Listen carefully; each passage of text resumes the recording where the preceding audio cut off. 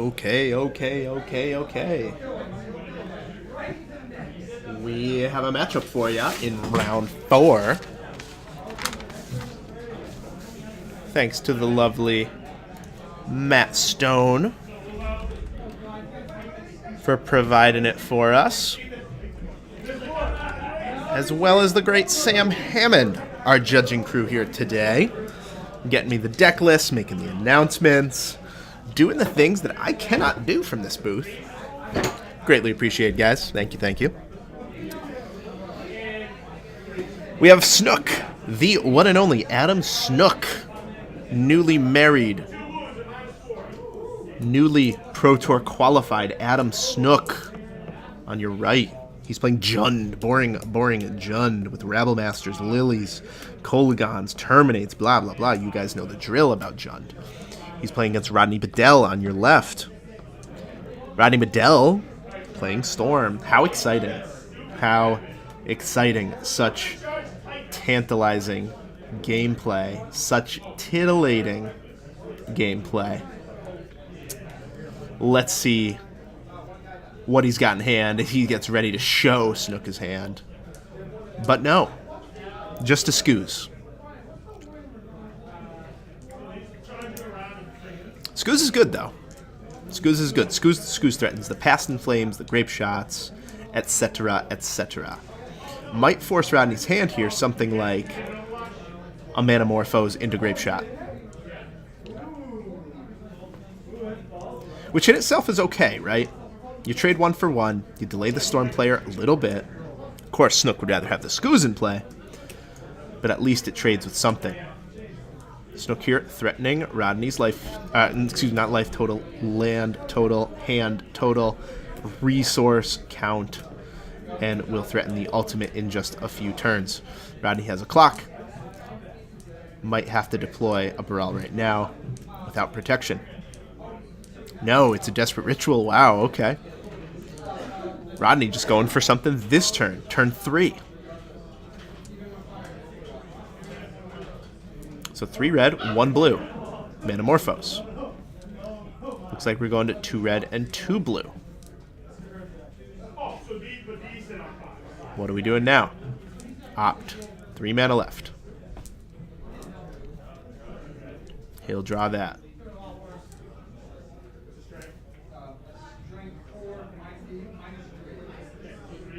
Looks like it was a Baral. But will Rodney deploy the Baral? Or will he just keep it in his hand to protect from a Liliana? Aha, he'll Grape Shot to kill the Liliana. Snook has to be happy with this. If he can muster a Thoughtseize, or hell, another Liliana, that's pretty good. Gifts drawn. So here's Electromancer taking 1. Saying go. Does Snook have a way to discard Rodney's last card? He has 2 gifts, so he has a backup gifts. So even though Liliana +1 takes out 1 gift, he still has another one in the tank. But if Snook has a Thoughtseize, he's looking good.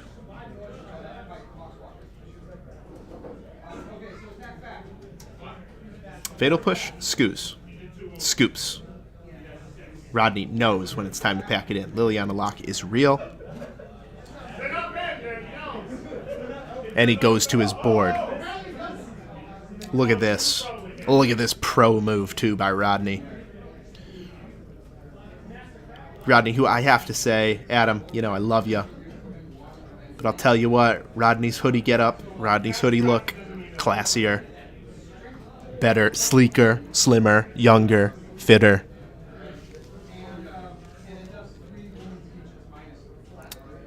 Just much fitter. So I got to give Rodney the edge here on looks alone, on outfit alone. Rodney not messing around with the sideboarding, putting all 15 on top of his deck, taking out 15. Wants to give Snook no heads up as to how many cards he's signing in. This is something that people used to do a lot more than they do now. And like 2008, 9, 10, this was a big trend. This was so popular. Put all 15 in and sideboard out 15. Especially in these larger card pool formats like Modern. Because, if you're bringing in 4 Blood Moon, 4 Chalice, and blah, blah, blah, you're bringing in 12 hate cards, you don't want your opponent to know that. That might make them side in their controlling cards. A savvy opponent might, anyway. You don't want them to know you're bringing in 2 cards. That way they don't have to bring in their hedge hate, their hedge cards, their hedge cases. So you put all 15 on top, you take out all 15, and you go from there. So that's what Rodney is doing. He'll be siding in Pieces of the Puzzle. He'll be siding in Empty the Warrens. He'll be siding in Blood Moon. The end.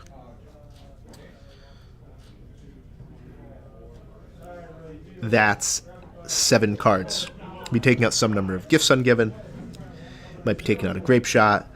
Taking out Noxious Survival, stuff like this. Maybe taking out a land.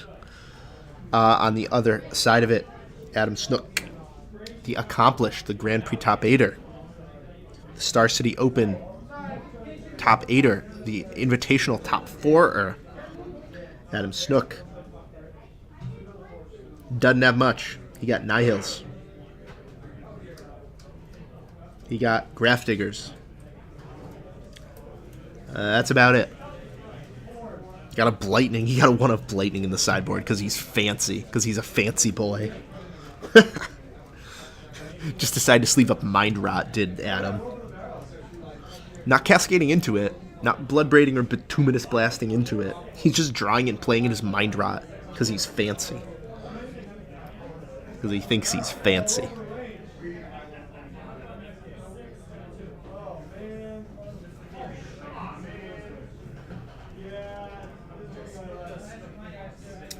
So Snook's deck and plan stays the same. Lean on his 6 discard spells. Lean on his Lilianas. With maybe a little Graveyard Disruption in the form of Nihil Spellbomb, in the form of Scadging Ooze, Quick Clock in the form of Goyf or Rabblemaster. Overall, not a bad plan against Jund. I mean, if you're not going to go super hateful with something like Chalice or Leyline, a Quick Clock backed up by Disruption is what you want. I mean, what else is there? Rodney not happy. Rodney's not happy with that turn 1 Thoughtseize. This will, of course, be targeting either the Baral or the Pieces of the Puzzle, depending on what Snook's the most worried about. Pieces of the Puzzle, the scariest one, almost always.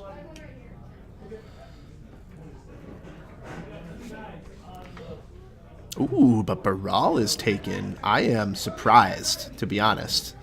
This says to me that Snook either has another discard spell or no creature kill in his entire hand, which would be unusual.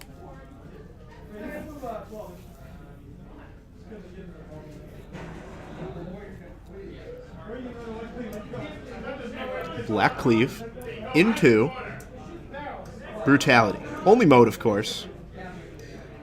Taking Piece of the Puzzle. Seeing land, Pyretic, Dismember. All Rodney can do, build his mana base. Hope, pray that he draws a card advantage spell, a Gifts or a Pieces. Maybe an Empty the Warrens to make 6 goblins to at least put a little pressure on Snook.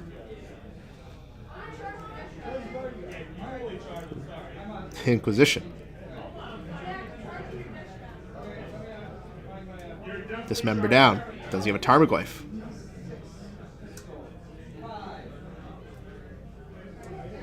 Bomb. Just as good. Pyretic Ritual drawn by Rodney. No bueno. This is ugly. Rodney is so done with this match. He is ready. He's ready. Look at this man. He's like, I know what you're going to do. I'm so bored. Let me go get lunch, Snook. Put me out of my freaking misery. Is what he's thinking.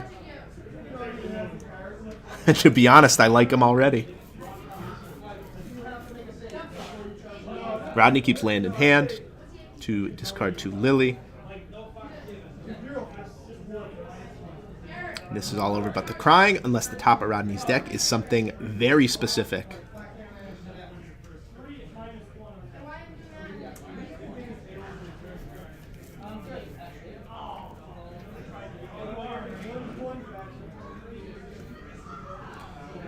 token. Bash. Rodney down to 9. Not looking good for our hero, Rodney Bedell. Can he draw a grape shot? Grape shot. Scoop. No bueno. Disruption, backed up by a fast clock. Does the man in. The maroon hoodied boy falls. Our hero is defeated.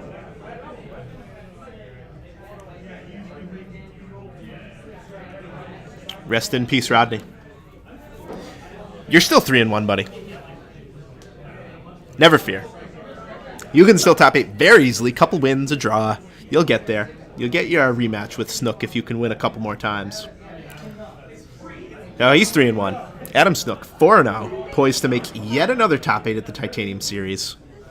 Almost always you can see him in the top 8, unless he plays some garbage, unplayable deck like Fairies, of course. And then he's not. Let's see how Rodney sideboarded. He sideboarded a lot of the removal. A lot more removal than I thought he would. All 3 lightning bolts. Wants to keep those Confidants, Rabble-Masters, Scoozes off the board. Of course, it would look so ugly though if like Snook's threat was a Goyf or a Lily of the Veil. Bolts don't deal with that. Dismember doesn't deal with that. Odd sideboarding. A little odd in my book. Didn't get to see what he sided out to make room. Looks like it might have been like some of the Past in Flames, because I didn't see any of those left in the deck. Side out, side down to 1 pass, side out the gifts, at least like 3 of them. Noxious Revival, a Grape Shot. Interesting. I'm gonna have to ask Rodney about that. If the NACL doesn't keep me too far away. I feel like if I go close, I may turn to a pillar. Well, anyways, everybody, I appreciate you watching this match history, this VOD, this match in review. Keith Wrong and Nick Lane certainly watched this match. Look at him in the background there.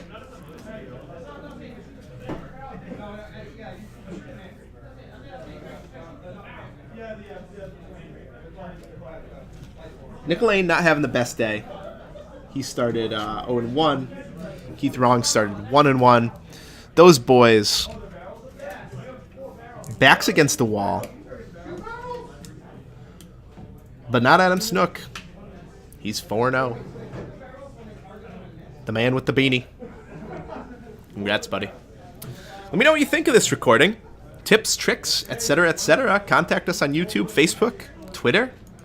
Let us know. Thanks for watching.